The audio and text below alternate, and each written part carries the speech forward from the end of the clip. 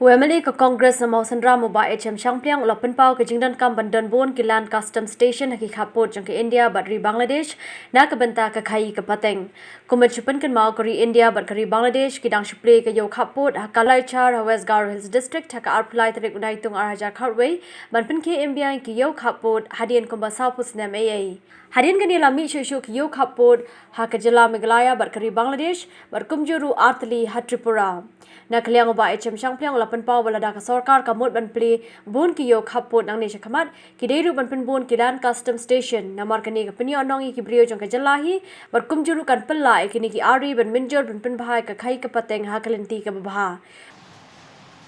During the pandemic, this border has been closed for the last 5 months now, and it has really caused a lot of economic blockade of the people of the border. I would look at it this way,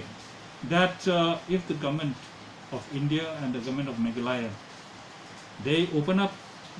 the border by setting up more land custom stations,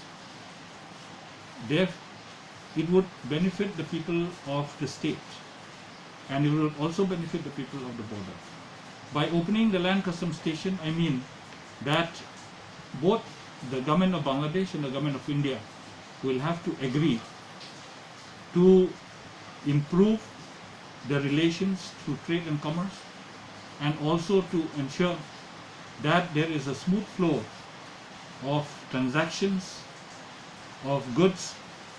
across the border. We are rich in our mineral resources. We have coal,